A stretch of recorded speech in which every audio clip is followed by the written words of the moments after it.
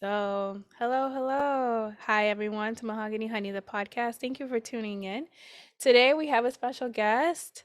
I am so excited, as per usual. I'm excited about everybody, but this one's dear and near to me because this is who I work with right now, and I just loved having her and be part of the team of Mahogany Honey, the podcast, and Mahogany Forum. And we're going to talk about branding, media relations, and social influence. So if you're ever wondering who does my cool posts, who's basically helping me upkeep and maintain my page, this is who it is, you guys. So I can't wait for you guys to hear her journey as she gives you and provides you guys with her tools on how to overcome barriers and find motivation as she herself embraced her own purpose. So I can't wait to talk about marketing, aesthetics, being organized, branding, building relationships, and so much more. So take it away, Rosali. Let the people know who you are, girl. Hey guys, so like Alexa said, my name is Roseli. I am, Dominicana, like Alexa. We're Dominican sisters. La Hey. tambora. Um hey. So my family actually immigrated here and I was the first person to be born in the United States. So pretty much very Dominican household, right? I graduated from the University of Florida with my bachelor's in economics, which is weird, right? I do nothing that has to do with economics, but that's how it goes, right? Right? I don't like economics, but I was the first person in my family to graduate with a bachelor's, so I finished for the sake of finishing. You know what you start, but I really have always been a creative at heart, so that's what I'm doing now, right? I own a video production company, as we're going to talk about. And I've just always loved creativity and film and all of those things. So I'm really excited to now be actually doing, what I love to do versus anything else. Oh my goodness, Roseli, I didn't know that. And the funny thing is, you're part Hey! of the economic without me even knowing. I'm adding you to the economic racial equity. I can't make this stuff up. Yeah, The I podcast actually aligns studied itself. economics. Super random, but I studied economics. Yeah, Yo, this was not on crazy. purpose, you guys. This was not even planned. These are the She didn't know. these are the moments where I have serendipity moments with my guests. Right? Oh my goodness. Yep. Obviously I like economics in a sense, like real life economics, but you know how it is. School studying economics and like real life economics, very different. So And you took a career, you changed a little bit in your career path. I mean, I'm sure it still contributes to the way that you perform your startup, but like it's a change. a big change, but I think I also, like I was saying, I think I did know from early on that I didn't want to necessarily do that, but I kind of just felt like might as well finish, and I'm glad I finished, but I also knew, I think even going into like my second year, that it was just not what I actually wanted to do. I did not want to be an economist. I did not want to do any of that. So, but I still went through with it. So I'm glad I did though. Yeah, it's still following you. Because look, Right? that's so funny. Okay, so let's get into nitty-gritty stuff, I want to know what comes to your mind when you think of branding, media Mhm. relations, and social influence. Let's start with branding. What comes to mind? Yeah. So when I think of branding, and we were talking about this, I think a lot of people, when they think of branding, they think of you, they think of me, because we have businesses and we have, you have Mahogany Honey podcast, I have the GloMedia, and it's really easy to put branding in that box where it's like, okay, I guess branding only matters if you have a business or you're an entrepreneur, whatever. But I think that branding is so much more than that. And I think branding is really just who you are. I think we all have brands, whether you're just a mom or a wife or a student, you have a brand because you are the brand. So I think when we realize that branding means so much more than just an entrepreneur or somebody who like has a business, but it applies to all of us because we all have a brand, whether we like it or not, we all have a brand. So yeah. And let's talk about media relations. Yeah. So I think media relations, at the beginning, I was kind of like, what does that mean?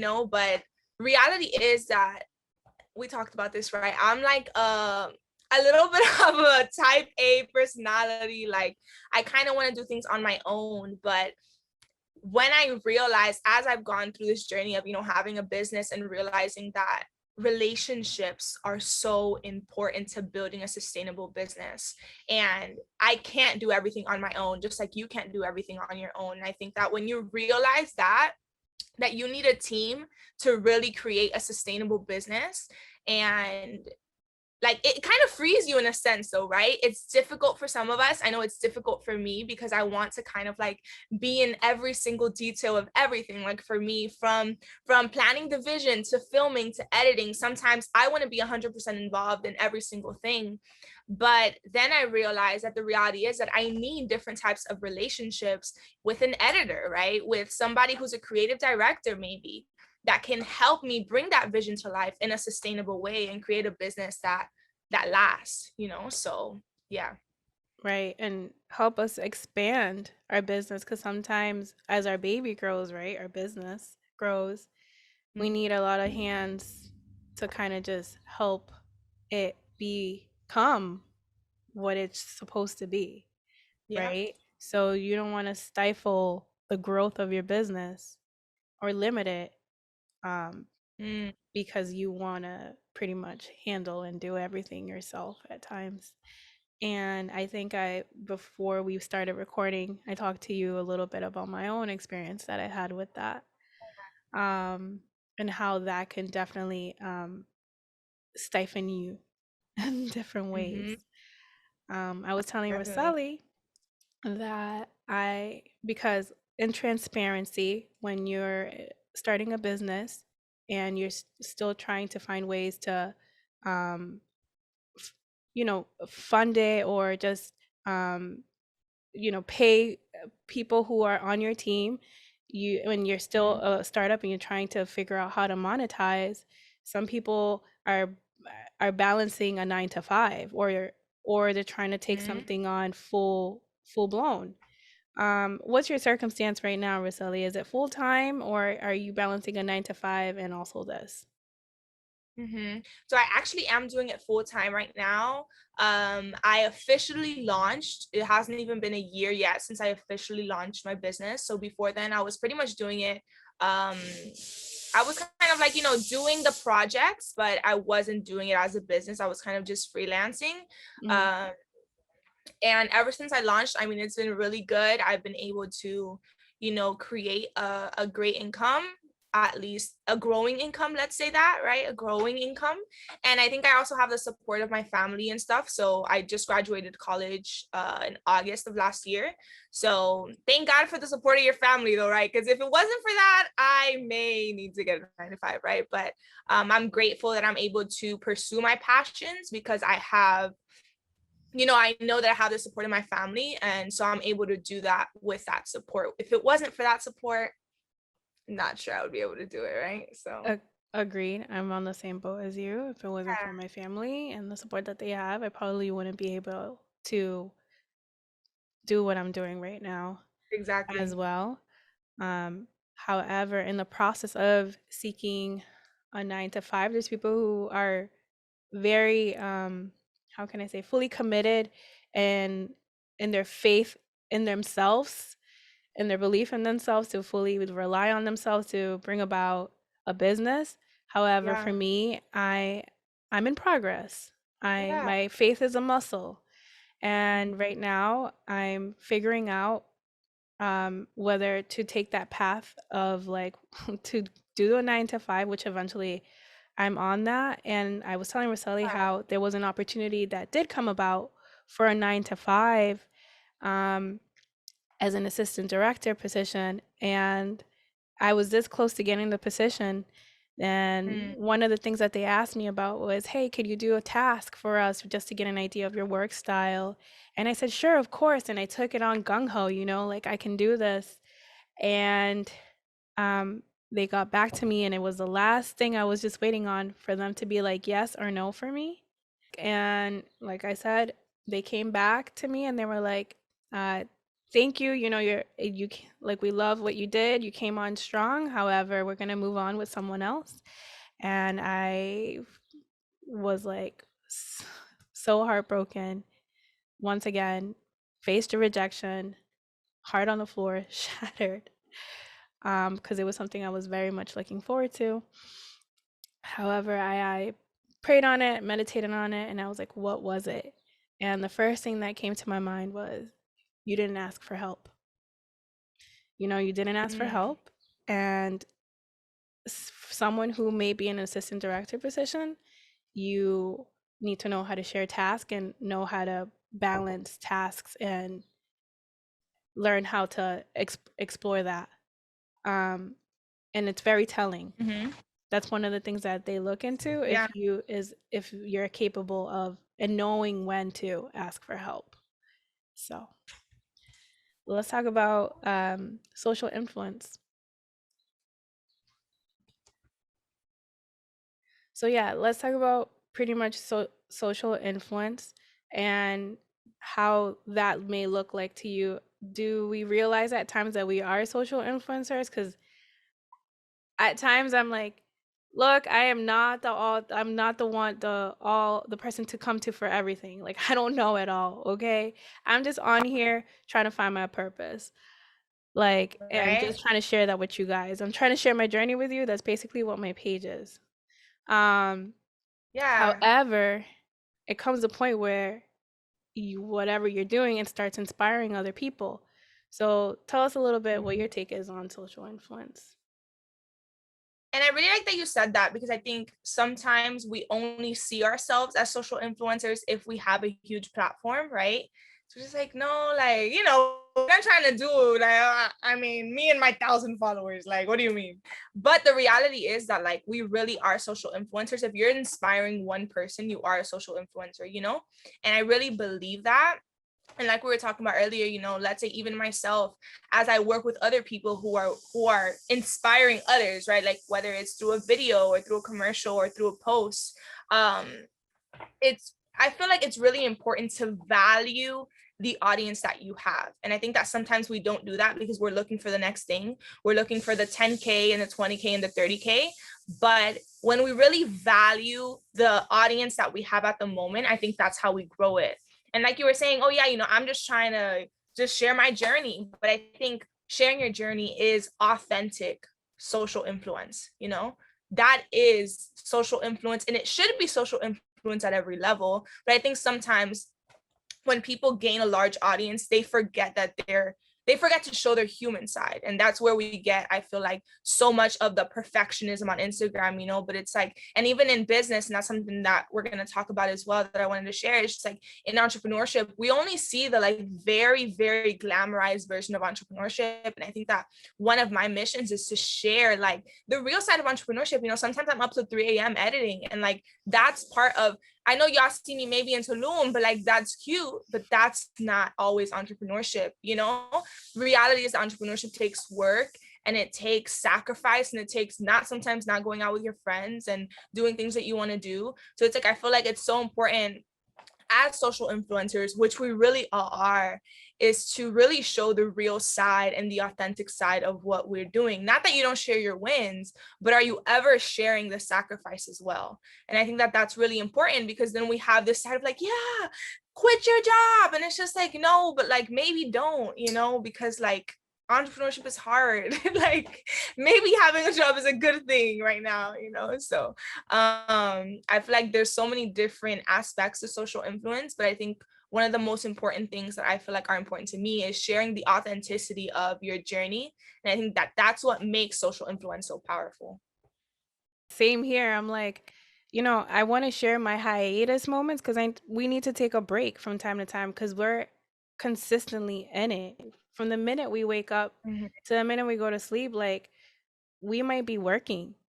And these little Yep. moments that we get to share with you, like some of my pictures, I'm in Tulum or whatever, like you said, or in DR having a good time with my family.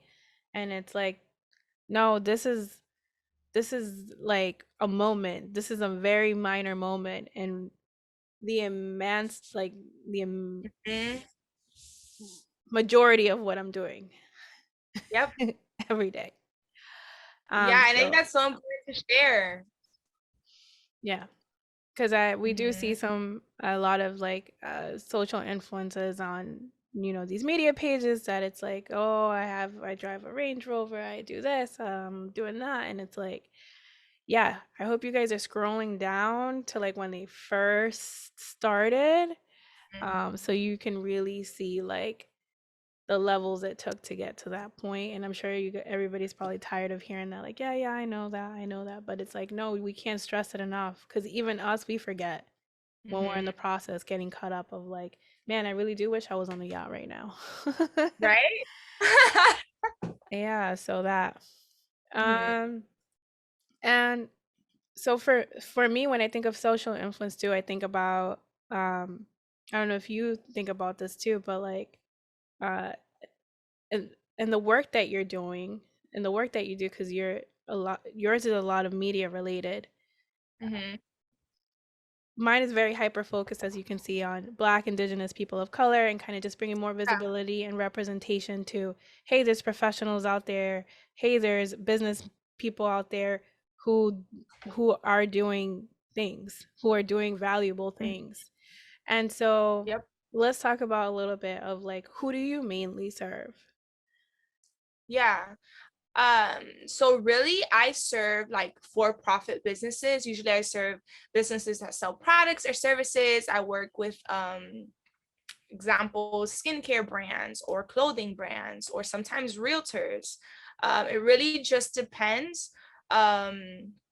On the project, but really mainly businesses. I know obviously film and all that, it can take a variety of different forms.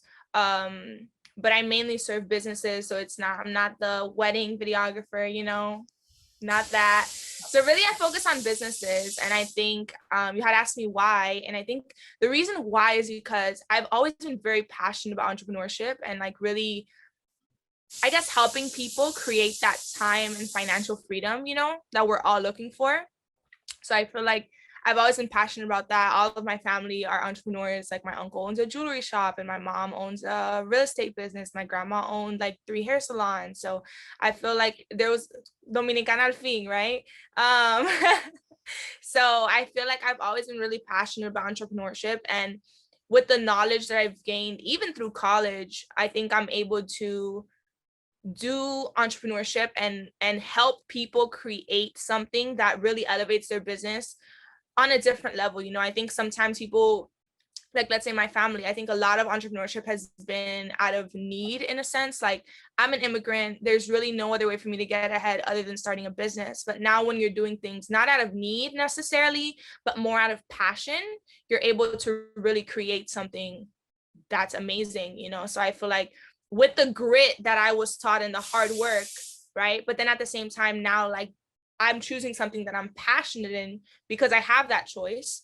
I'm able to put those together and create something, really cool. So Awesome. So what led you to start, your own business? A little bit of like how you yeah, were saying that passion and whatnot, but what really led you to be like, now I'm gonna do this?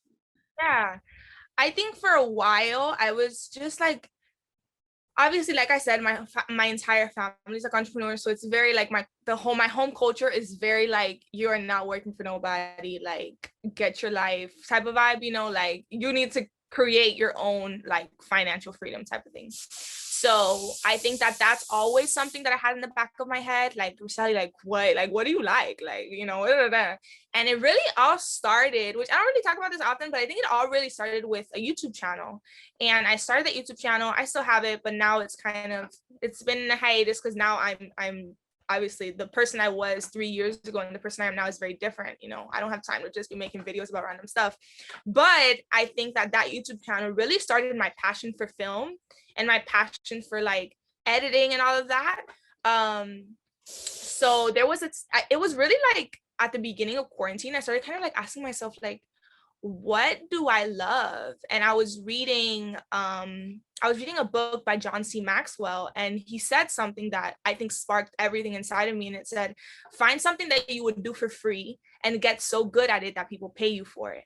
And when I heard that quote, I was like, wow, what do I do for free? And what I would do for free is film people's stuff. Like, I loved everything like social media and like film, because obviously people would see me and my camera for my YouTube channel. So anytime they needed anything that had to do with cameras, they'd be like, oh, like I have this, can like you shoot it for me? And I'd be like, oh yeah, sure, of course, I do it for free. So I would do a bunch of stuff for free. And then I was like, wow, I do that for free all the time, literally happily. So why don't I get so good at it that people pay me for it? I was like, okay. So I feel like it was really that quote that started it all. I think for a while I was kind of asking myself, like, what do I want to do? Like, I know I want to, I don't necessarily want to work a job, or like just like work a job and just sit there and not have anything that I'm working on, right? Because I'm not the entrepreneur that's like, a job, don't get a job. Like, I feel like your job can be your investor, right? And that's something that I hear. I don't know if you've heard of Lisa Nichols. She always says that, like, your job is your investor. And I think that that's really important. But at the same time, I was kind of like, man, like, what do I love? Like, what do I want to do for my life? Like what do And I think that that quote really sparked that in me, where I was like, wow, I do this for free all the time. Why don't I actually build something of it, actually gain the resources and the knowledge that I need? Because even though you know how to do something, ever since that moment, I really started investing myself into learning more than just normal about cameras, about editing, about the different editing softwares, about how to actually build a video production business. Because you can have the knowledge, but do you have the business knowledge? Because just because you're good at it doesn't mean you can build a business on it. So yeah. Amazing. So give us a little. No, that's amazing. Like, and I've witnessed your work, and I see the detail in it. And so let's talk about a little bit Mhm. of that, because I feel like that's what makes you you, right? The way that you do Yeah. things aesthetically, your design, how organized you are, how you organize yourself. So give me a little bit on that, like Mhm. the importance of that for Okay, you. that was a lot. So like how I organize myself, or like, Yeah, go what do you ahead. want me Start. to You talk can about start first? there. Yeah. Yeah, so honestly, it's funny that you say organization. Organization is really, really important for me, because if not, I go crazy. Like, my brain cannot handle it. I don't sleep. Like, I'm like the person with the agenda, writing everything. So organization is really important for me. And something that I learned from, I don't know if you ever heard of her, but she's a YouTuber called Erin on Demand. And I started watching her probably like 2 years ago or something like that. And she always does something that's called the top three.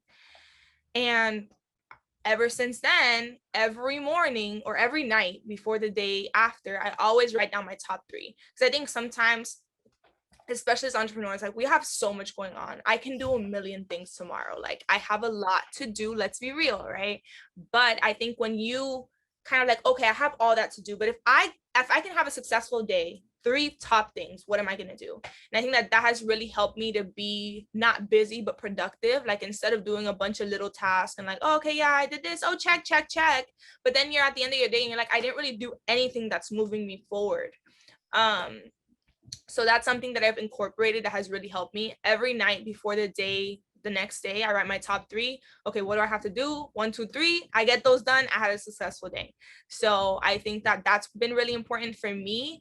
And I think it also allows me to be like, because I think sometimes we only celebrate ourselves when we get to like that level. Like, oh, I can only celebrate myself when I have $100,000 in my account, like something like that. And it's just like, okay, girl, I understand, but you just did the three things that you said, and I think you should celebrate yourself for that. So I think it gives us opportunity to celebrate. It gives me opportunity, which I do struggle with celebrating myself, to celebrate, okay, Sally, you did your thing today, I'm proud of you, even though it wasn't a huge thing, it's something. So that's something Yeah. that I've incorporated.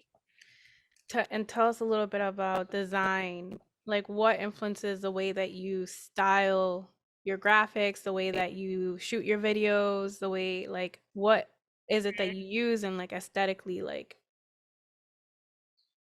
what is Yeah, pleasing to you? I mean, yeah. I think I'm more of like a minimal gal. So like, obviously I'm more on the minimal side, but I think at the end of the day, depending on my client is what I'm going to create, right? So every client is different. Somebody may want, like, I know, let's say for you, like you like minimal but like retro, right? So that's something that I kind of try to include in that, right? So I'm honestly like Pinterest is super key. You said what? No, I was like, you got me. Okay. Right. Pinterest is really, it really, really inspires me. So I have like a bunch of Pinterest boards. I be scrolling on there. It really, really like gets me pumped creatively. So I'll be scrolling on there and just have different ideas. And anytime I see something like that, very like editorial, I love editorial type of vibes. Like, let's say for video, I really like things that are different, that maybe have never been done before, that are kind of weird. Because I think that when somebody sees something weird, they're gonna remember you. And I think that that's really important when it comes to video specifically. For me, it's more so like the feeling that comes out of what I'm seeing. I'm very visually stimulated. Um, and so I try to do uh, graphics or just the color schemes or whatever it is to evoke purposely, very intentional on design. Um, the vibe that I want towards a certain topic or whatever. Because like even when I was doing this new segment on segment two, I was Mhm. like, Roseli, I want red. We went from like yellow and turquoise to like, Roseli, I want red now. And you're like, okay, yeah, all right, let's work with that. And like we had like a whole color scheme, right? And it was very intentional because I picked that specific color because for me it was almost, it's a color that calls your attention. It's very alarming, it's very urgent.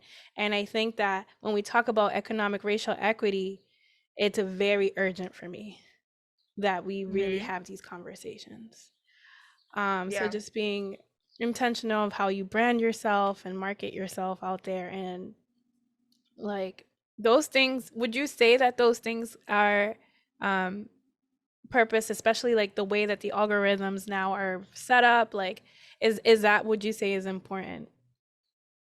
I think definitely I think everything is about, people are not necessarily going to remember. And that's what I was saying, even like the people see something different. They might not remember exactly what it was, but they just remember the feeling they got when they saw it, you know? And I think that what you're saying is so key, because people always say like, people won't remember what you said, but they'll remember how you make them feel.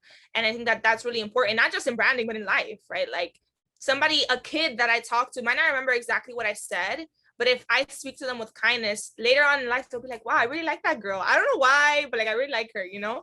And I think that that's with everything, with branding, with personal life in general. So, yeah. And to give the people a rundown more of what you do again, just in case, Mm-hmm. to bring back our listener, it's Yeah. videography, Mm-hmm. assistance with branding. Yeah. Yeah. So pretty much I do like mainly I do like directing. So like videography, like creating commercials for brands. Um and it's really content creation. So in various different aspects, whether that's TikToks, whether that's an Instagram ad, whether that's a commercial for TV, right? It just really depends on what they need, whether that's a graphic. It's really mainly content creation. And amongst that, 98% of my clients are video clients, so like film. um so yeah, that's really what I do. And that's exactly what we need on this, Yeah, right. on Mahogany Honey Production Studios, because that is a business. Right. that that's an LLC. That's a real thing, you guys. Yep. Um, so let's talk about the breakthrough moments that made a difference, that made you be like, this is what I'm doing. And I asked that because in the beginning of our conversations, you talked about how your path was economics, Mm-hmm. and just what was the key moment, like, if you can remember, that you were like, was it like uh, an an assignment you did? Was it like a teacher, a professor? Was it a job you took? Like, what was it that was like, this is what I'm committing to? It's really interesting because now that you ask it that way, I have such a different answer than what I had like written down, right? But we're gonna go with the one that I'm thinking now.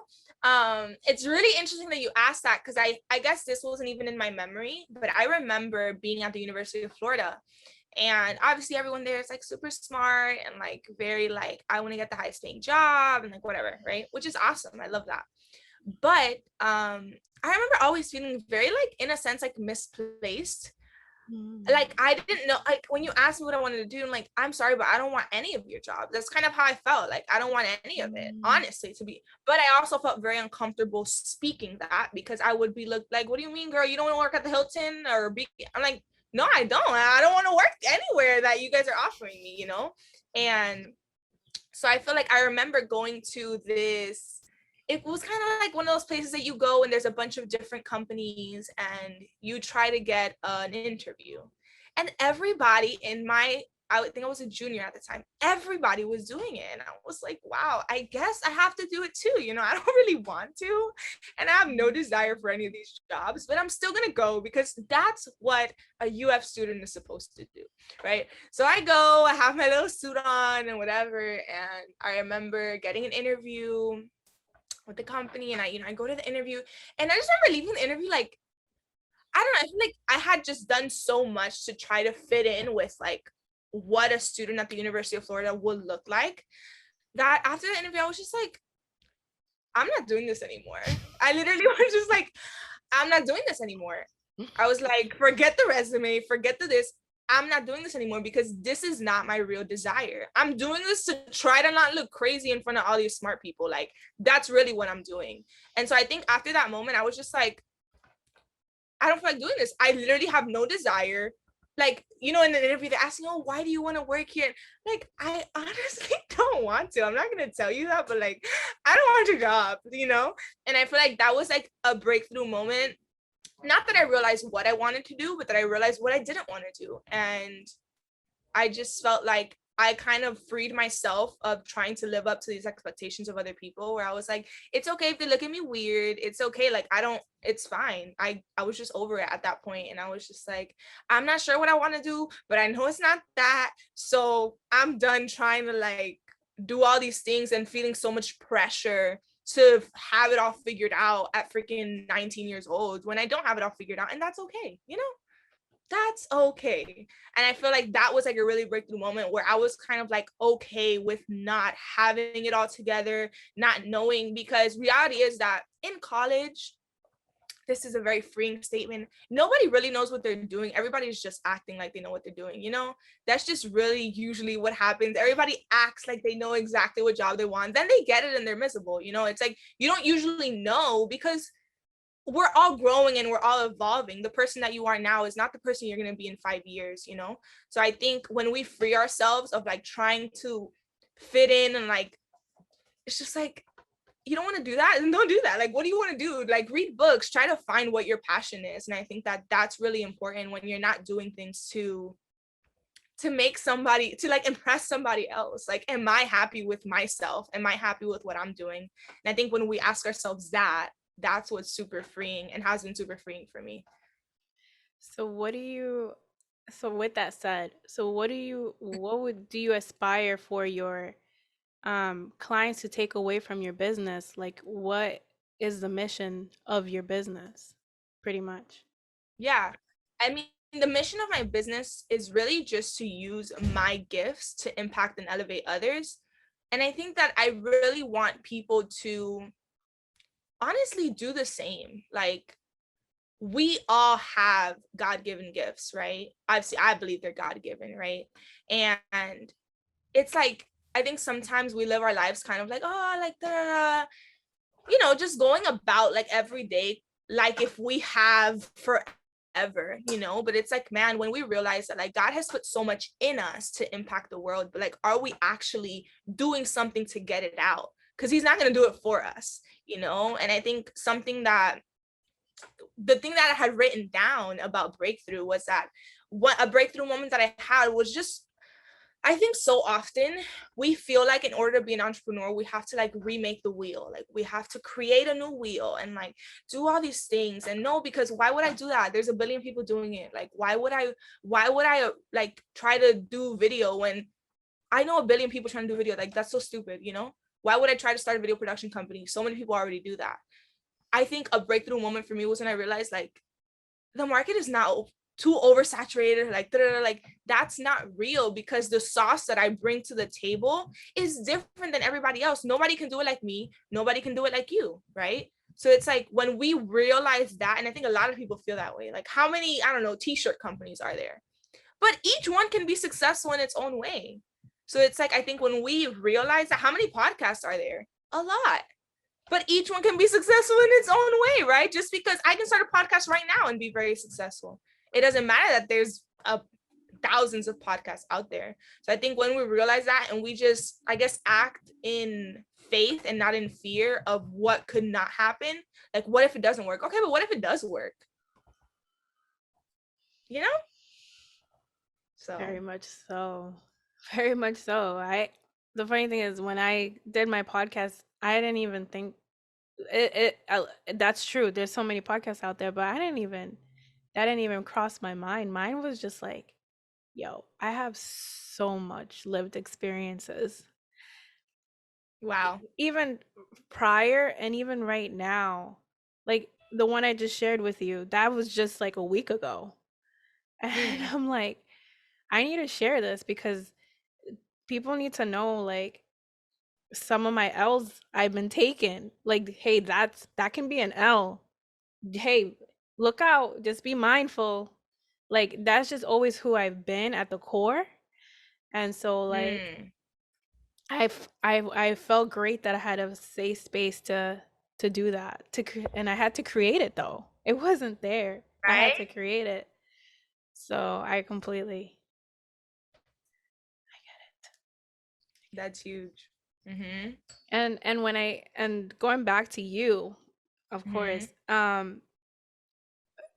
I could have picked 1,000 people, Roselli. Like there was, literally you go on Instagram and like, Right?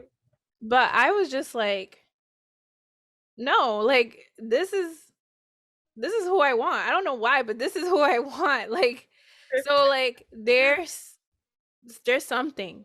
There's that Mm-hmm. sauce. The sauce is real.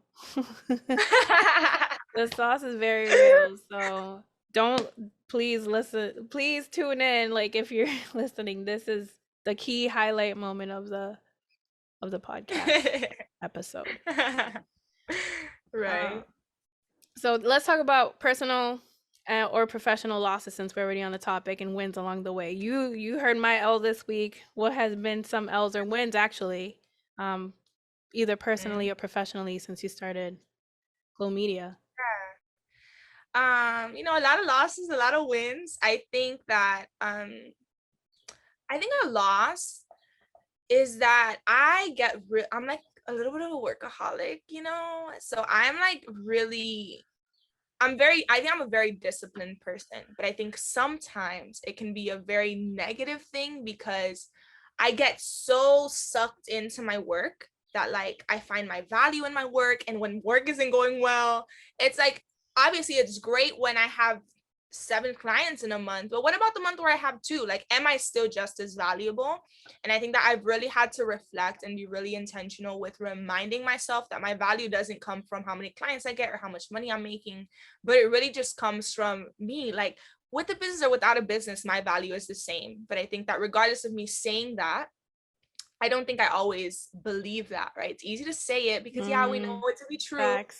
But do I really believe that in the way that I behave, in the way that I feel when I have 2 clients versus 8, right? Like, I'd be feeling like, what? Throw the whole thing away, right? But the reality is that that's really life and that's really entrepreneurship. So I think a few of the losses have just had to do with me finding my value in my work, being very overconsumed by my work, because there's always something to do. Like, there's not a time where there's not something to do, But I think really like that organization aspect and setting boundaries. I know you talk about that a lot on this podcast. I think setting boundaries has been really big, and really taking time to get to know myself and things that I guess I value and that really fill my cup. Because I think so often I can get so caught up like doing everything for everybody and doing everything for every business that's my client, that I forget, like, okay, sis, like, what fills you up? Because you're not going to be able to pour out anymore if you don't fill yourself up. I think boundaries have been really, really key.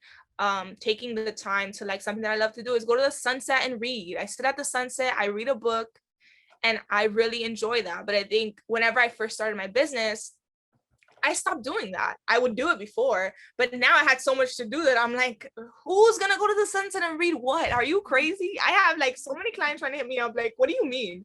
So I think that was kind of reminding myself of what life looked like before and taking what was important. Okay, since you need rest in your life, right? Like, you need to fill your cup in other areas. Maybe you need to read your Bible, maybe you need to just spend some time worshiping God, like, with nothing else. And I think that reminding myself of those things that filled my cup once that I wasn't really doing because I was busy, just like, okay, if you keep being busy, you're gonna get burnt out really quick, which I have felt that way, right? Kind of like when you feel burnt out, you be ready to throw everything away. Like, no me hablen de business. Like, I'm gonna go get a job and mind my business, right? And I think that's a really, I also feel like there's no shame in that feeling, because that's a real feeling. Like, there's been moments where I'm just like, I don't want any parts in this. Like, I'm sick, I'm done. I don't want responsibility. Just shut down the whole LLC, right? But it's like, that's a valid feeling. Am I gonna act on that? No. But it's like, okay, Rosali, I feel you. It's okay to feel that way. That's a real feeling. Yeah, it feels like a marriage that you can't come out. You can't divorce. Oh my God, that is so true. Wow. Yes, that is a very accurate explanation.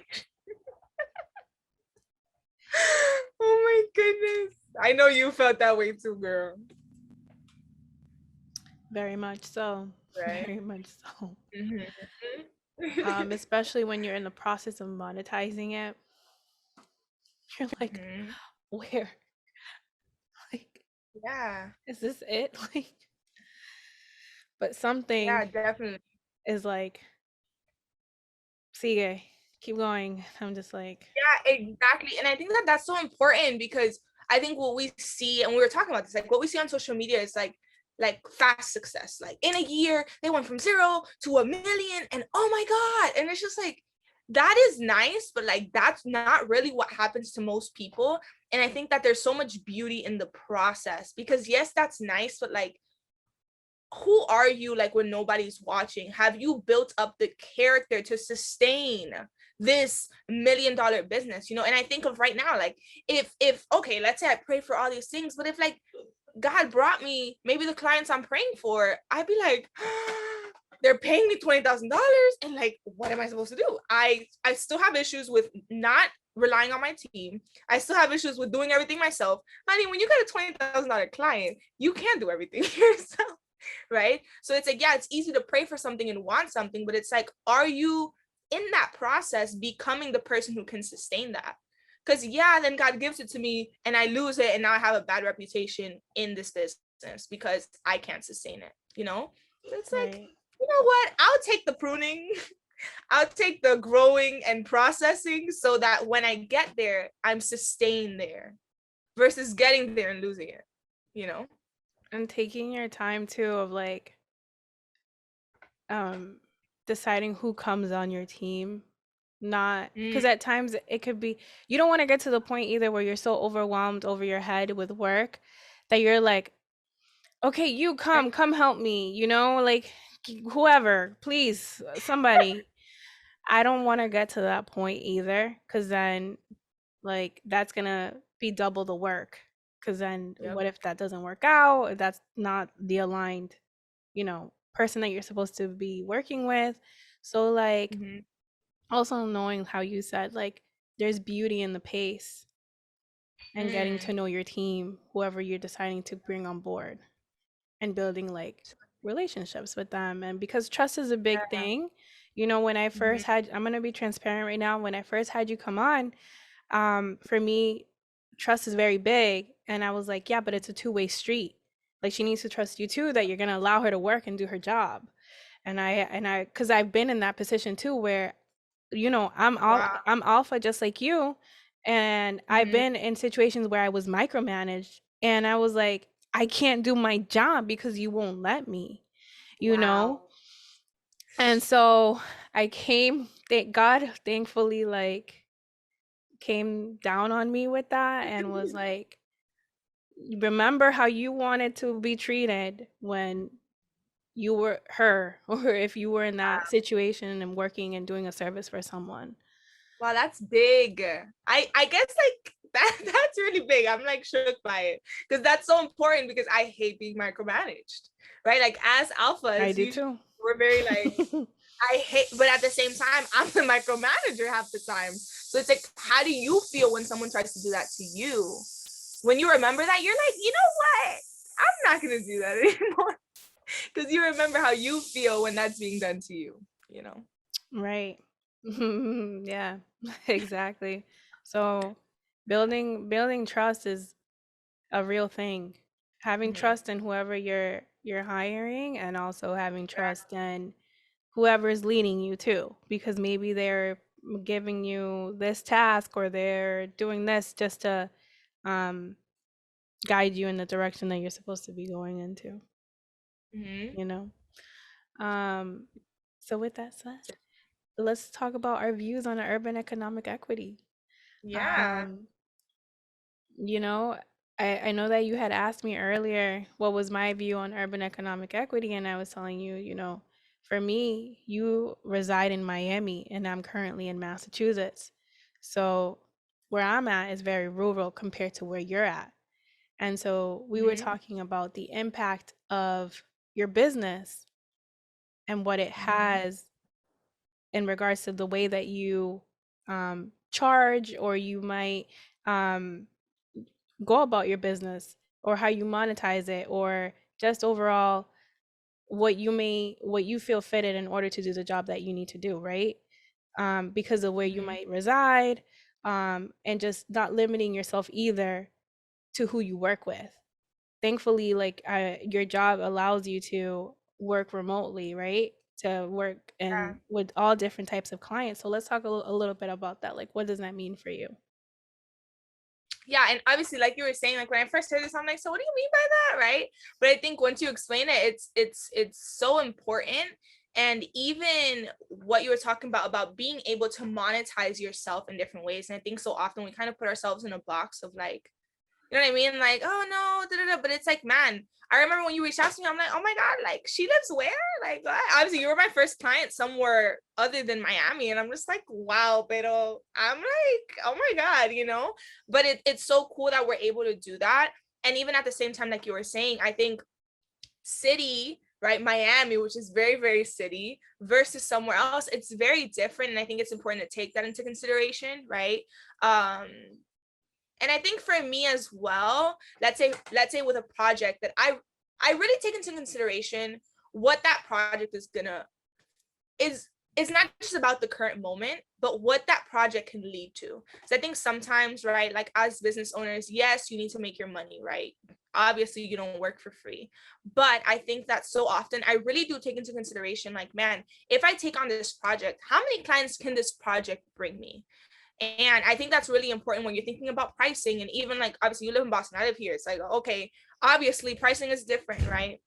But I think that when we, I guess, play the long game versus playing the short term game, I think it's really important for business because sometimes we end up losing so many clients because we're trying to play the short term game versus playing the long game, and you end up with so much more, even if it's not right at the moment, right?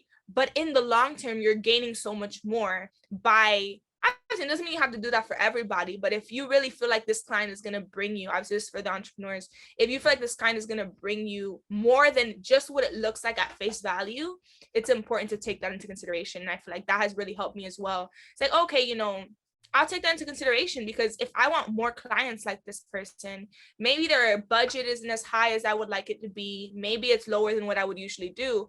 But what is this going to result in? Is it going to be worth it?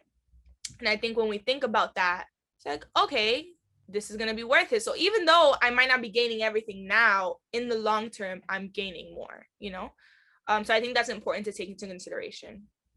Yeah, and specifically too, as you, because we're collaborating more so, um, we Yeah. work together. You know, Mm-hmm. you don't work for me, I don't work for you. Like we basically, this is a collaboration relationship, where pretty much I have you come on and I let you know like, hey, this is like what I would like for it to do, and then you give me your consultation on like what you can do and what your business entails.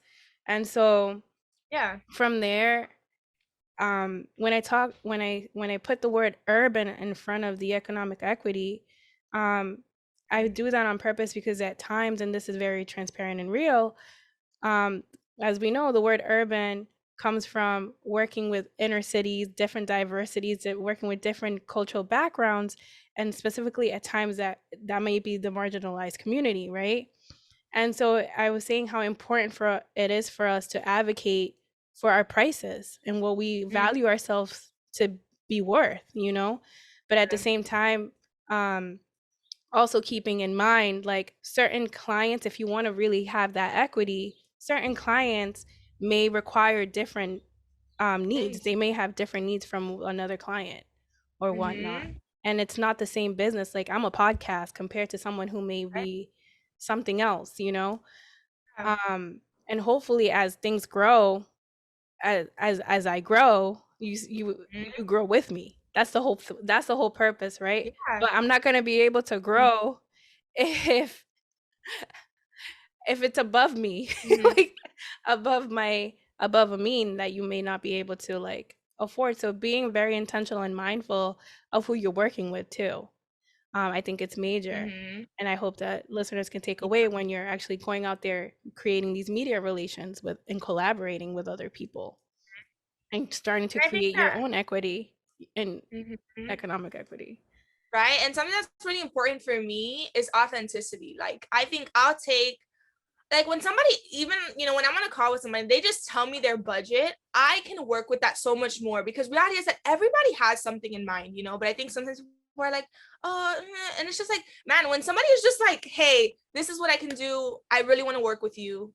And I think that was us. It was like, hey, like, this is what I can do, I really want to work with you. And we worked with that, right? But versus, I think authenticity can take you so far as a client and as a business owner, right? Like, in both sides, it just takes you so far when you're just authentic. Even like, hey, this is not usually my price, but honestly, your authenticity, I want to work with you. And so this may not be my price, but this is what it's going to be for you. You know what I'm saying? And it's just like, I feel like that authenticity, I feel like really helps in business and in life. So And not feeling yeah. guilty about it, because sometimes I feel like other people, certain people may perceive it as like you're being only business minded. And it's like, no, I'm not just being business minded.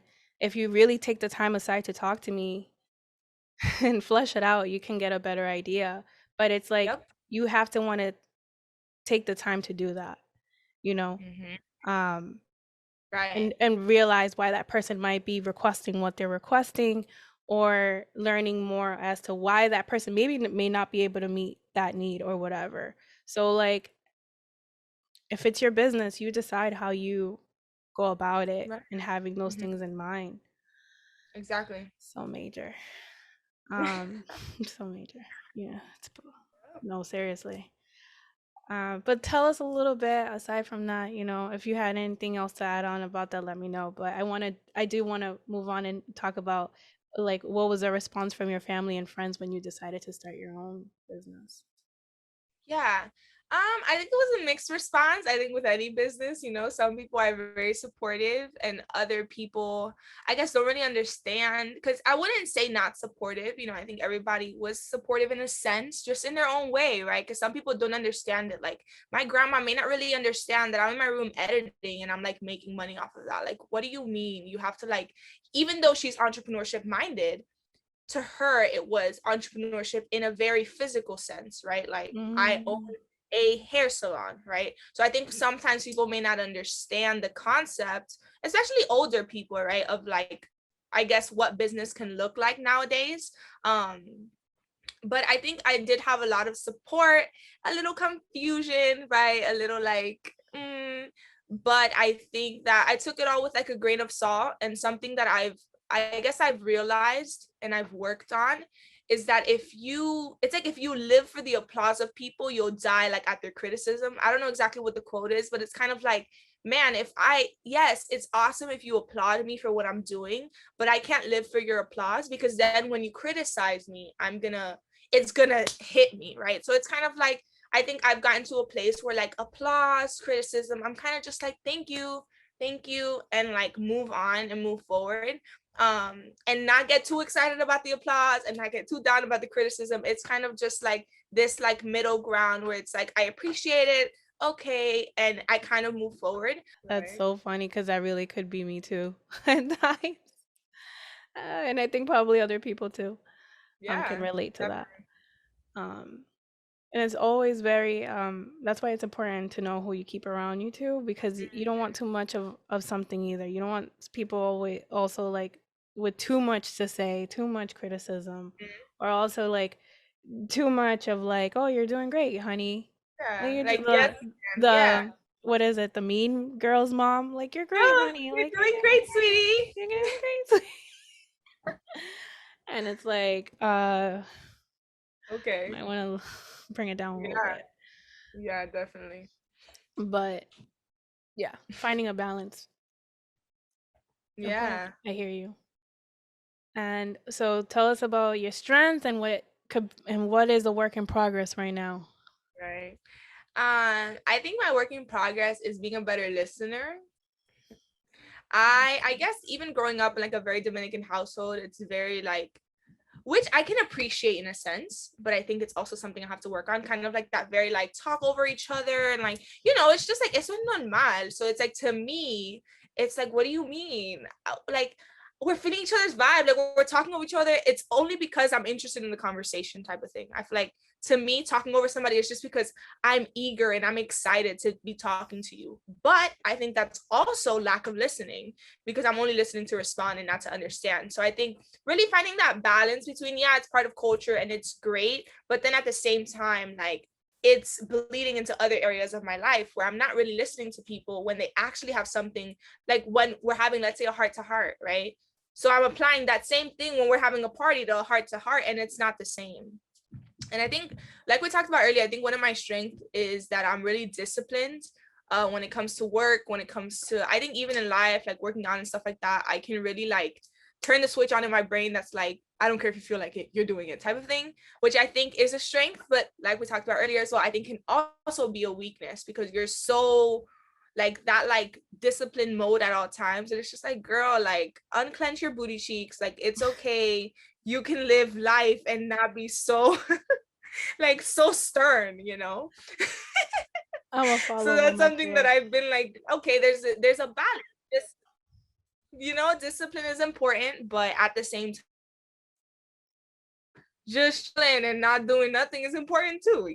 So just giving myself grace and like, okay, you didn't work out today, it's okay, girl, you didn't work out today, like, okay, whatever, you'll work out tomorrow. So I feel like that, like, balance, finding that balance between discipline and also grace, because like you work really hard and like you can rest if you like listen to your body. I feel like discipline is great, but sometimes I don't listen to my body and like, okay, my body doesn't, it's not doing it today, and that's okay.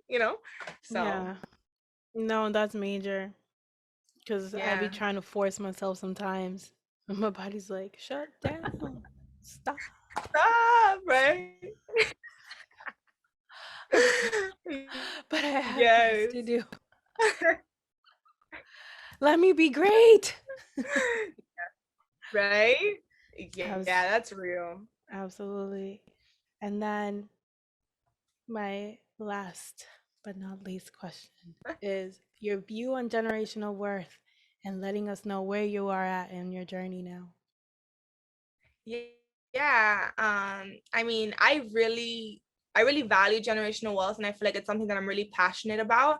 Because I feel like, especially at my age, I'm 21 years old, right? I'm like super young. And I think that often people, especially at my age, they kind of see it as like YOLO, right? Which YOLO is cool, but then at the same time, it's like, it's really important to sacrifice now so we're not like so we can enjoy the fruits of our labor, right? So I feel like there's this balance. To create generational wealth, we have to be willing to sacrifice, because if not, it doesn't happen. Generational wealth will not happen by accident, right? It's not going to happen by accident. And I think it's really important to, I think sometimes we feel like ignorance is bliss and just like not learning about things. But I feel like even like, you know, saving and investing, like, I don't know if you ever heard this, but like I've always heard said to me, like, you can't save your way to financial freedom. You can't save your way to, you know, okay.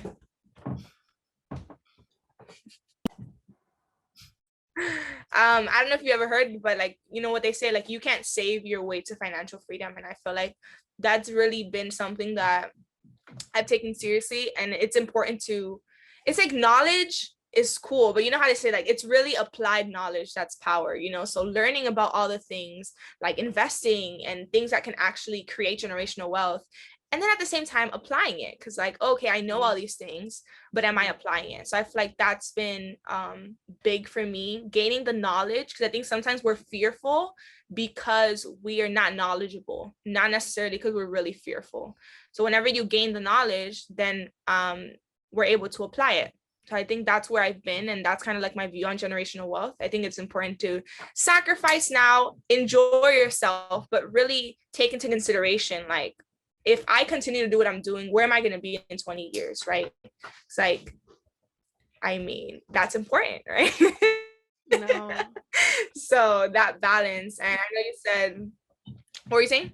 Where are you now on your journey? Where are you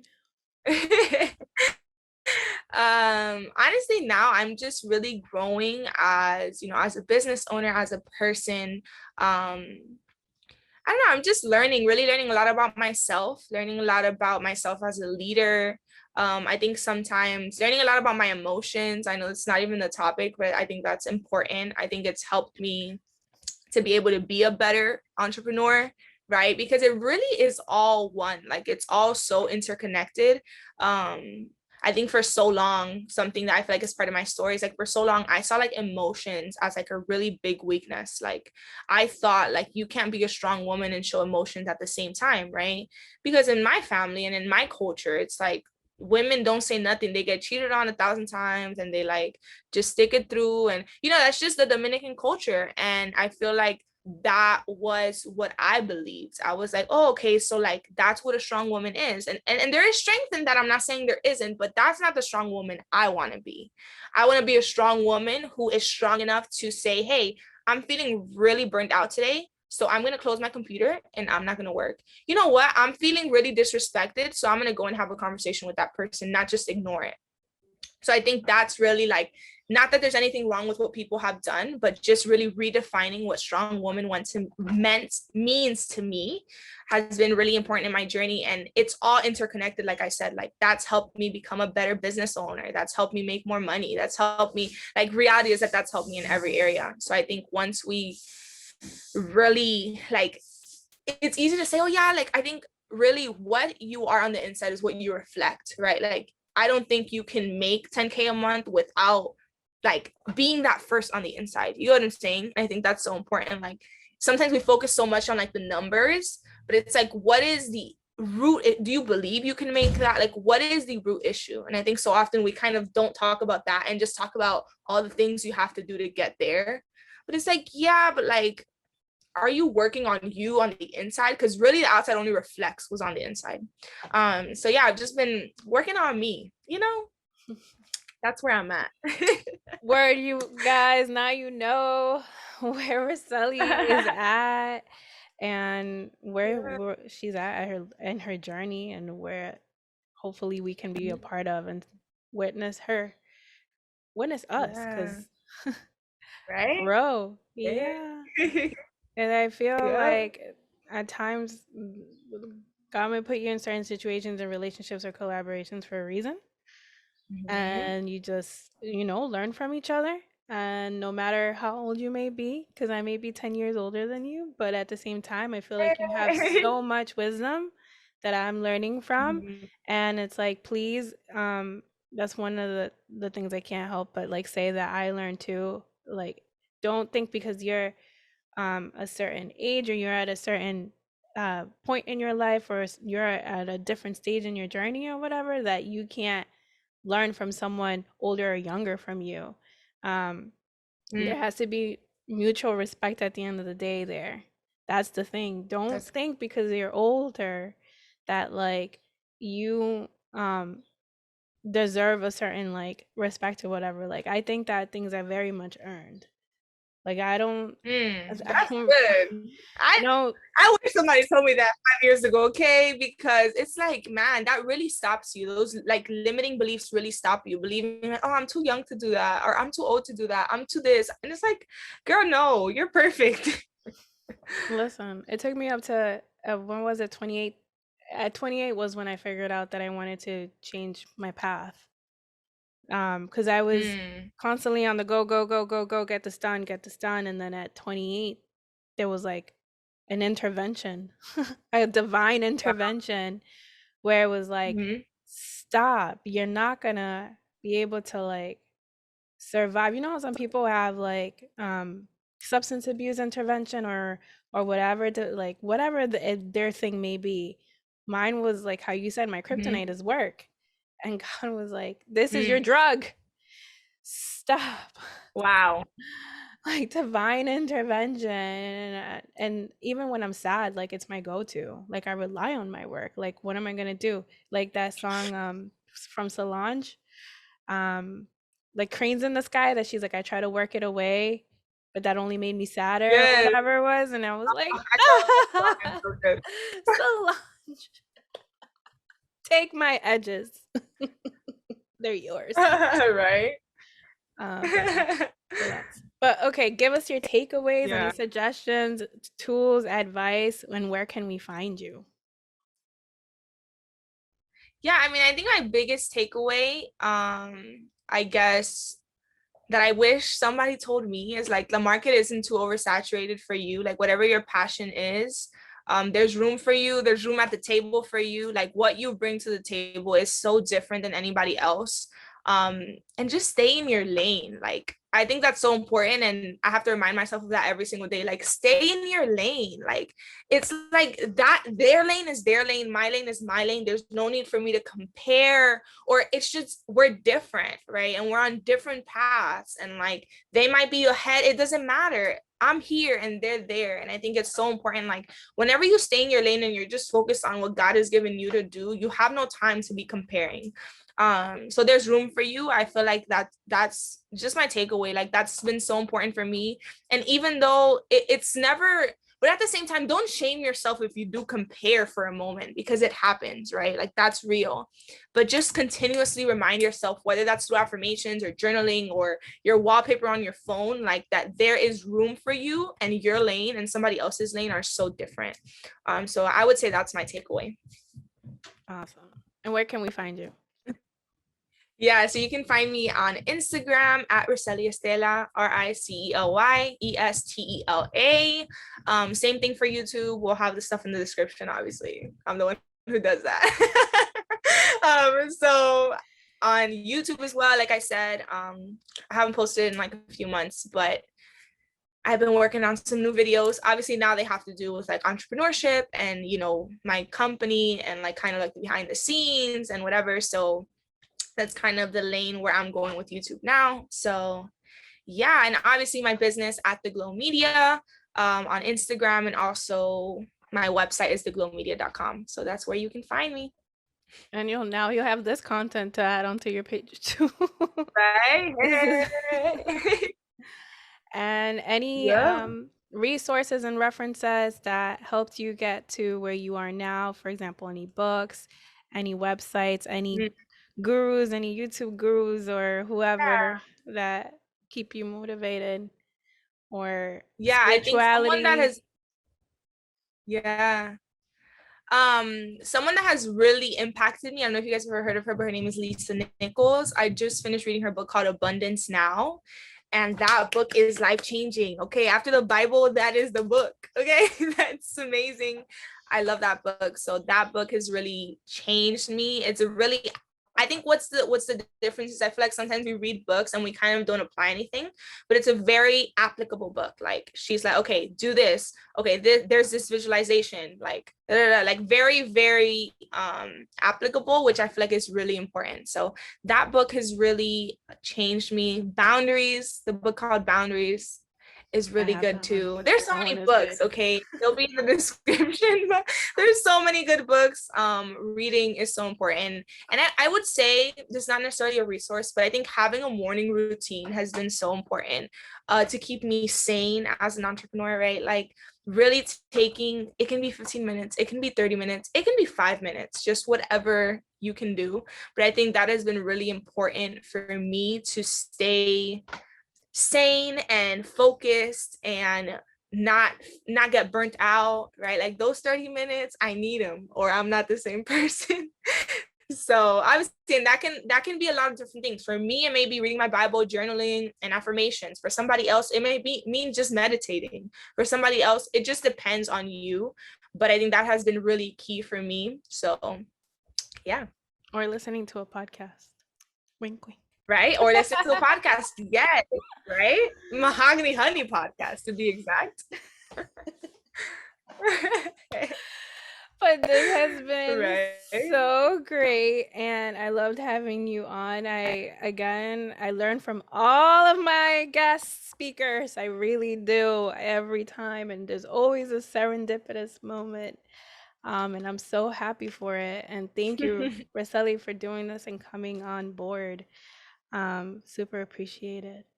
So help me say Yeah. goodbye in this moment. So we're saying bye. Thank you, guys.